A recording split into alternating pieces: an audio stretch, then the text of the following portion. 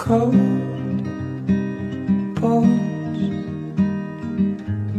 Yeah, that's my. Hello friends, ನಾನು ಮಳವಳ್ಳಿ ಮಂಜ. ಈ ವಿಡಿಯೋದಲ್ಲಿ ಏನಪ್ಪ ಒಂದು ಇನ್ಫಾರ್ಮೇಷನ್ ಅಂತಂದರೆ, ರಾಜೀವ್ ಗಾಂಧಿ ವಸತಿ ನಿಗಮದ ಮನೆಗಳ ಬಗ್ಗೆ ಏನು ವಿಡಿಯೋಗಳು ಮಾಡಿ ಹೇಳ್ತಾ ಇದ್ದೆ, ಅದ್ರದ್ದು ಒಂದು ಇನ್ಫಾರ್ಮೇಷನು. ಏನದು ಇನ್ಫಾರ್ಮೇಷನ್ ಅಂತಂದರೆ, ಈಗ ರಾಜೀವ್ ಗಾಂಧಿ ವಸತಿ ನಿಗಮದ ಕಡೆಯಿಂದ ಏನೇನು ಮನೆಗಳನ್ನ ಕೊಡ್ತಾ ಇದ್ದಾರೆ, ಆ ಮನೆಗಳು ಸುಮಾರು ಕಡೆ ನಿಂತೋಗಿದೆ, ಅಂದರೆ ಕೆಲಸ ನಡೀತಾ ಇಲ್ಲ. ಹಾಗಾಗಿ ನಾನು ಇದನ್ನ ಹಿಂದಿನ ವಿಡಿಯೋದಲ್ಲಿ ನಾನು ಒಂದು ವಿಡಿಯೋ ಮಾಡಾಕಿದೆ. ಅದೇನಪ್ಪ ವಿಡಿಯೋ ಅಂತಂದ್ರೆ, ಸರ್ಕಾರನೇ ಕೆಲವೊಂದು ಮನೆಗಳಿಗೆ ಯಾವ್ದು ರೆಡಿಯಾಗಿತ್ತು ಆ ಮನೆಗಳಿಗೆ ಫಲಾನುಭವಿಗಳಿಗೆ ನೋಟಿಸ್ ಜಾರಿ ಮಾಡಿತ್ತು. ಒಂದ್ಸತಿ, 2 ಸತಿ, 3 ಸತಿ ನೋಟಿಸ್ ಜಾರಿ ಮಾಡಿತ್ತು.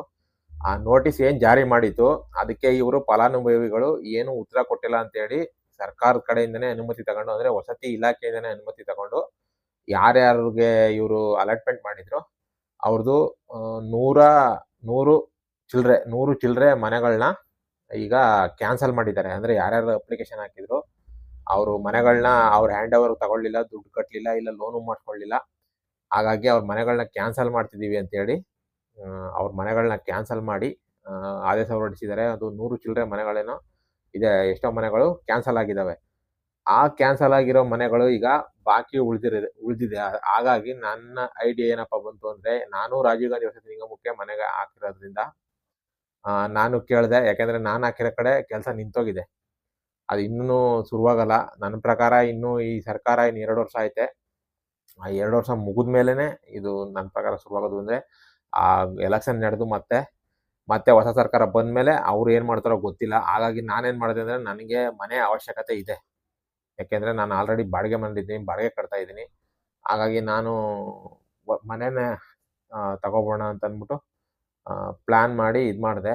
ಈಗ ಏನಾಗೈತೆ ಅಂದ್ರೆ, ಯಾರನ್ನೋ ಒಬ್ರು ಕೇಳಿ ವಿಚಾರಿಸಿದೆ. ಅವ್ರೇನಂತಂದ್ರು ಅಂದ್ರೆ, ಅದು ಆಲ್ರೆಡಿ ಅವ್ರ ಮನೇಲಿ ಇದ್ದಾರೆ, ಅವ್ರಿಗೆ ಮನೆ ಅಲಾಟ್ಮೆಂಟ್ ಆಗಿದೆ, ಆ ಮನೇಲಿ ಇದ್ದಾರೆ. ಅವ್ರು ಕೇಳಿದೆ, ನನ್ನಾಗೇನೆ ಇನ್ನೊಬ್ರು ಕೂಡ ಅವರು ಮನೇನ ಚೇಂಜ್ ಮಾಡಿಸ್ಬೇಕು, ಯಾಕಂದ್ರೆ ಅವ್ರಿಗೂ ಅರ್ಜೆಂಟ್ ಮನೆ ಬೇಕಾಗಿತ್ತಂತೆ. ಹಾಗಾಗಿ ಅವರು ಮನೇನ ಚೇಂಜ್ ಮಾಡ್ಕೊಳ್ಳೋಣ ಅಂತ ಅಂದ್ಬಿಟ್ಟು ಮಾಡಿಸಿ. ಈಗ ಏನಾಗಿದೆ ಪ್ರಾರಂಭ ಅಂತಂದ್ರೆ, ಅವರು ಒಂದ್ ಕಡೆಯಿಂದ ಯಾವಾಗ ಇನ್ನೊಂದ್ ಕಡೆಗೆ ನಾವು ಶಿಫ್ಟ್ ಆಯ್ತೀವಿ ಅಂದ್ರೆ, ಈಗ ಹಾಲಿ ನಮ್ದು ಅಪ್ಲಿಕೇಶನ್ ಹಾಕಿ ಎಷ್ಟು ವರ್ಷ ಆಗೈತೆ, ಒಂದು 2-3 ವರ್ಷದ ಮೇಲೆ ಆಗೈತೆ ನನ್ನ ಅಪ್ಲಿಕೇಶನ್ ಹಾಕಿ. ಈಗ ನಾವೇನಾದ್ರೂ ಕ್ಯಾನ್ಸಲ್ ಮಾಡ್ತು ಅಂತ ಅಂದ್ರೆ, ನಾವೇನಾದ್ರು ಕ್ಯಾನ್ಸಲ್ ಮಾಡಿ ಬೇರೆ ಕಡೆ ಏನಾದ್ರು ಹಾಕಿಸ್ಕೊತು ಅಂತಂದ್ರೆ ನಮ್ಗೆ ಹೊಸ ರೇಟು ಅಪ್ಲೈ ಆಗುತ್ತಂತೆ. ಅದು ಒಂದು ಮಾಹಿತಿ ಬರ್ತಾ ಇದೆ. ಸುಮಾರು ಜನ ಇದನ್ನ ಕೇಳ್ತಾ ಇದ್ರು, ನಾವು ಬೇರೆ ಕಡೆ, ಯಾಕಂದ್ರೆ ಇಲ್ಲಿ ನಾವು ಹಾಕಿರೋ ಕಡೆ ನಮ್ಗೆ ಅಲರ್ಟ್ ಆಗಿರೋ ಕಡೆ ಕೆಲಸ ನಡೀತಾ ಇಲ್ಲ, ಹಾಗಾಗಿ ನಾವು ಬೇರೆ ಕಡೆ ಶಿಫ್ಟ್ ಮಾಡಿಸ್ಕೋಬೋದಾ ಸರ್, ಆ ಥರ ಆಗುತ್ತಾ ಅಂತೆಲ್ಲ ಕೇಳಿದ್ರು. ಆಗುತ್ತೆ, ಆಗಲ್ಲ ಅಂತೇನಿಲ್ಲ. ನಾನು ಮಾಡ್ಸ್ಕೊಳಕ್ಕೆ ಟ್ರೈ ಮಾಡಿದೆ. ಇವಾಗ ಅದು ಮಾಡಿದ್ದಕ್ಕೆ ಈಗ ಈ ಥರ ಪ್ರಾಬ್ಲಮ್ ಬರ್ತಾ ಇದೆ. ಏನಂತಂದ್ರೆ, ಹಳೆ ರೇಟು ಏನಿತ್ತು ಆ ಹಳೆ ರೇಟು ನಾವು ಏನಾದ್ರು ಚೇಂಜ್ ಮಾಡ್ಕೋತು ಅಂದ್ರೆ ಹಳೆ ರೇಟು ಹೋಗಿ ಈಗ ಹೊಸ ರೇಟ್ ಏನಿದೆ, ಹೊಸ ರೇಟ್ ಏನು ಬಂದಿದೆ ಆ ರೇಟ್ ಬರುತ್ತೆ. ಸಬ್ಸಿಡಿ ಮಾತ್ರ ಬಂದೇ ಬರುತ್ತೆ, ಸಬ್ಸಿಡಿ ಏನು ಕ್ಯಾನ್ಸಲ್ ಆಗಲ್ಲ. ಸಬ್ಸಿಡಿ ಏನಿತ್ತೋ ಅದೇ ಸಬ್ಸಿಡಿ ಬರುತ್ತೆ. A to Z ಎಲ್ಲ ಏನಿತ್ತೋ ಅದೇನೇ ಅಪ್ಲೈ ಆಗುತ್ತೆ. ಬಟ್ ಏನಂತಂದ್ರೆ, ನಾವು ಅಪ್ಲಿಕೇಶನ್ ಹಾಕಿದಾಗ ನಮ್ಗೆ ಏನ್ ರೇಟ್ ಫಿಕ್ಸ್ ಆಗಿತ್ತು, ಮತ್ತೆ ಅದರಿಂದ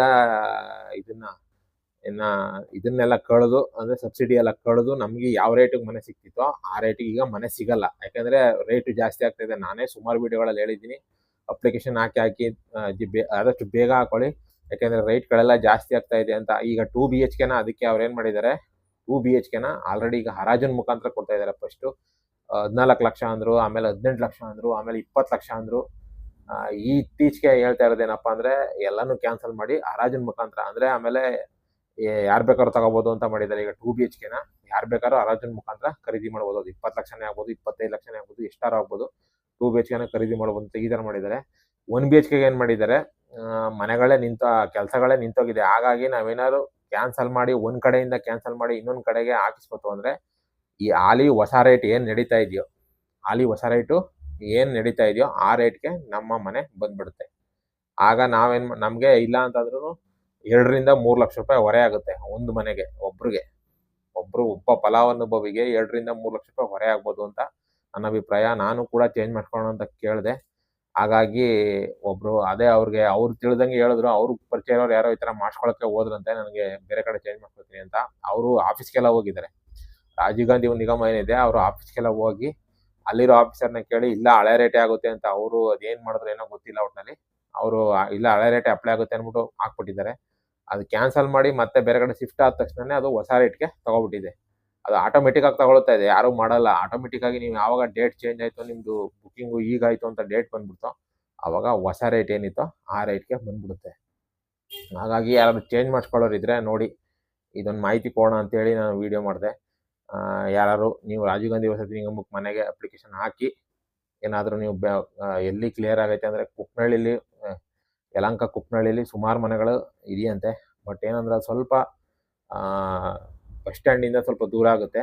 ಹಾಗಾಗಿ ನಾವು ಬಸ್ ಸ್ಟ್ಯಾಂಡ್ ಬುಕ್ ಮಾಡುವಾಗಲೇ ನಾವು ಮಾಡ್ಕೋವಾಗಲೇ ಹೋಗಿ ನೋಡಿದ್ವಿ. ಬಟ್ ಅದು ಇಷ್ಟ ಆಗಲಿಲ್ಲ, ನನಗೂ ಇಷ್ಟ ಆಗಲಿಲ್ಲ, ನಮ್ಮ ತಾಯಿಗೂ ಇಷ್ಟ ಆಗಲಿಲ್ಲ. ಹಾಗಾಗಿ ಆ ಥರ ಮಾಡಿದೆ. ಇವಾಗ ಈ ಥರ ಪ್ರಾಬ್ಲಮ್ ಆಗಿದೆ. ಹಾಗಾಗಿ ನಾನು ಏನು ಮಾಡಿಸ್ತೇನೆ, ಸುಮ್ಮನೆ ಹಂಗೇನೆ ಬಿಟ್ಬಿಟ್ಟಿದ್ದೀನಿ. ಇನ್ನೇನು ಮಾಡೋಕ್ಕಾಗಲ್ಲ. ಈಗ ಹೊಸ ರೇಟ್ ಆದರೆ ನಮಗೆ 2 ರಿಂದ 3 ಲಕ್ಷ ರೂಪಾಯಿ ಹೊರೆ ಆಗುತ್ತೆ ಅಂತೇಳಿ ಹಾಗೆ ಬಿಟ್ಟಿದ್ದೀನಿ. ನಿಮ್ಗೆ ಯಾರಿಗಾದ್ರು ಬೇಕು ಅಂದರೆ, ನಮಗೆ ಸ್ವಲ್ಪ ರೇಟ್ ಜಾಸ್ತಿ ಆದರೂ ಪರವಾಗಿಲ್ಲ, ಆದಷ್ಟು ಜಲ್ದಿನೇ ಬೇಕು ನನಗೆ ಅಂತಂದರೆ, ನೀವು ಬೇಕಾದ್ರೆ ರಾಜೀವ್ ಗಾಂಧಿ ವಸತಿ ನಿಗಮಕ್ಕೆ ಹೋಗಿ, ಅಲ್ಲಿ ಆಫೀಸರ್ಗಳು ಇರ್ತಾರೆ, ಅವ್ರಿಗೆ ಹೋಗಿ ಈ ಥರ ನಾನು ಹಾಕಿದ್ದೀನಿ ಅಂತ ನಿಮ್ದು ಎಲ್ಲ ಡಾಕ್ಯುಮೆಂಟ್ಸು ತೊಗೊಂಡೋಗಿ ಅವ್ರಿಗೆ ತೋರಿಸಿ, ನೀವೊಂದು ಅರ್ಜಿನ ಬರ್ಕೊಟ್ಟು ನನಗೆ ಇಲ್ಲಿ ಹಾಕಿದ್ದೀನಿ, ನನಗೆ ಕೆಲಸ ನಡೀತಿಲ್ಲ, ನನಗೆ ಬೇಗ ಬೇಕಾಗಿರೋದ್ರಿಂದ ನನಗೆ ಬೇರೆ ಕಡೆ ಶಿಫ್ಟ್ ಮಾಡಿ ಅಂತಂದಾಗ, ನಿಮ್ಗೆ ಎಲ್ಲಿ ಬೇಕೋ ಮತ್ತೆ ನೋಡಿ, ನೀವು ಎಲ್ಲಿ ಕೆಲಸ ಎಲ್ಲ ಕಂಪ್ಲೀಟ್ ಆಗಿದೆಯೋ ಆ ಜಾಗನ ನೋಡಿ ನೀವು ಅವ್ರಿಗೆ ಈ ಜಾಗದಲ್ಲಿ ಬೇಕು ಅಂತ ಹೇಳಿದ್ರೆ ಅಲ್ಲಿ ನಿಮಗೆ ಮನೆನ ಅಲಾಟ್ಮೆಂಟ್ ಮಾಡ್ಕೊಡ್ತಾರೆ. ಬಟ್ ಏನಪ್ಪ ಅಂದರೆ ರೇಟ್ ಒಂದು ಮಾತ್ರ ಜಾಸ್ತಿ ಆಗುತ್ತೆ. ಇಷ್ಟು ನೀವು ತಿಳ್ಕೊಳ್ಳಿ. ನೀವೇನಾದ್ರು ಚೇಂಜ್ ಮಾಡ್ತಂದ್ರೆ ರೇಟ್ ಮಾತ್ರ ಜಾಸ್ತಿ ಆಗುತ್ತೆ. ಆಮೇಲೆ ಇನ್ನೊಂದು ವಿಚಾರ ಏನಪ್ಪ ಅಂದರೆ, ಕೆಲವರು ಈಗಲೂ ವಿಡಿಯೋಗಳು ಕಾಮೆಂಟ್ ಮಾಡ್ತಿರ್ತಾರೆ, ಈಗಲೂ ಅಪ್ಲಿಕೇಶನ್ ಹಾಕ್ಬೋದು ಅಂತ. ಇವಾಗಲೂ ಹಾಕ್ಬೋದು. ಯಾಕೆ ಅಂತಂದರೆ, ಸುಮಾರು ಕಡೆ ಕೆಲಸ ನಡೀತಾ ಇದೆ, ಕೆಲಸ ನಡೀತಾನೆ ಇಲ್ಲ, ನಿಂತೋಗಿದೆ. ಬಟ್ ಸುಮಾರು ಕಡೆ ಎಲ್ಲೆಲ್ಲಿ ಅರ್ಧಂಬರ್ಧ ಆಗಿದೆ, ಅದು ಮುಂದಿನ ದಿನಗಳಲ್ಲಿ ಕೆಲಸನ ಕ್ಲಿಯರ್ ಮಾಡಿ ಕೊಟ್ಟೇ ಕೊಡ್ತಾರೆ, ಕೊಡದೇನೆ ಏನಂತಿರಲ್ಲ. ತುಂಬ ಮನೆಗಳಿದೆ. ನೀವು ಈಗಲೂ ಕೂಡ ಅರ್ಜಿನ ಹಾಕ್ಬೋದು. ಸ್ವಲ್ಪ ಜನ ನಿಲ್ಸಿದ್ರು ಅರ್ಜಿನ, ಬಟ್ ಇವಾಗ ಮತ್ತೆ ಅರ್ಜಿನ ಹಾಕ್ಬೋದು ಅಂತ ಅಂದ್ಬಿಟ್ಟು ಓಪನ್ ಮಾಡಿದ್ದಾರೆ. ಅಪ್ಲಿಕೇಶನ್ ಏನಿಲ್ಲ, ನೀವು ಹಾಕ್ಬೋದು 1 BHKಗೆ ಹಾಕಿ ಅಪ್ಲಿಕೇಶನ್. ಬಟ್ ಏನಂದರೆ ಹೊಸ ರೇಟ್ ಅಪ್ಲೈ ಆಗುತ್ತೆ. ಈಗ ಏನು ರೇಟ್ ನಡೀತಿದೆಯೋ ಆ ರೇಟ್ ಅಪ್ಲೈ ಆಗುತ್ತೆ, ಹಳೆ ರೇಟು ನಿಮ್ಗೆ ಅಪ್ಲೈ ಆಗಲ್ಲ. ಅಲ್ಲೇ ಗೊತ್ತಾಗ್ಬಿಡ್ತದೆ, ಯಾಕಂದರೆ ನಾವು ಹಾಕಿರೋ ಡೇಟ್ ಯಾವಾಗ ಅಂತ ನಮ್ಗೆ ಬಂದ್ಬಿಟ್ಟಿರುತ್ತೆ ಆಲ್ರೆಡಿ ಅಪ್ಲಿಕೇಶನಲ್ಲಿ. ನೀವು ಈಗ ಹಾಕ್ತು ಅಂದರೆ ನಿಮಗೆ ಏನು ಹೊಸ ರೇಟ್ ಅಪ್ಲೈ ಆಗಬೇಕೋ ಆ ರೇಟ್ ಅಪ್ಲೈ ಆಗಿ, ಸಬ್ಸಿಡಿ ಏನು ಕಳಿಬೇಕು, ನಿಮ್ಮ ಕ್ಯಾಸ್ಟ್ ಇನ್ಕಮ್ ಕೊಡ್ತಿಲ್ಲ, ಆ ಕ್ಯಾಸ್ಟ್ ವೈಸ್ ಇದ್ರ ಮೇಲೆ, ನಿಮ್ಮ ಕ್ಯಾಸ್ಟ್ ಮೇಲೆ ನಿಮಗೆ ಏನು ಸಬ್ಸಿಡಿ ಸಿಗಬೇಕು ಅದು ಸಿಕ್ಕಿ, ಮಿಕ್ಕದನ್ನ ನೀವು ಲೋನ್ ಮುಖಾಂತರನಾದ್ರು ಕಟ್ಟಿ, ಬ್ಯಾಂಕ್ ಲೋನ್ ಮುಖಾಂತರ ಕಟ್ಟಿ ತೀರಿಸ್ಬೋದು. ಇಲ್ಲಾಂದರೆ ಒಟ್ಟಿಗೆ ನಾನು ಕ್ಯಾಶೇ ಕೊಟ್ಟು ತಗೋತೀನಿ ಅಂದರೆ ಕ್ಯಾಶೇ ಕೊಟ್ಟು ತಗೋಬೋದು.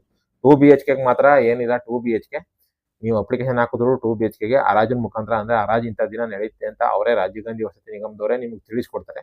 ನೀವು ಆ 2 BHK ಹರಾಜಿನ ಪ್ರಕ್ರಿಯೆಯಲ್ಲಿ ಪಾಲ್ಗೊಂಡು, ನಿಮಗೆ ಅಲ್ಲಿ ಏನು ಇದು ನಡೀತದೋ, ಹರಾಜು ಕೂಗ್ತಾರೋ ಆ ಹರಾಜಲ್ಲಿ ನೀವು ಕೂಗಿ ನಿಮ್ಮ ಮನೆಗಳನ್ನ ತಗೋಬೇಕಾಗುತ್ತೆ ಅಂತ ಇಷ್ಟು ಡೀಟೇಲು.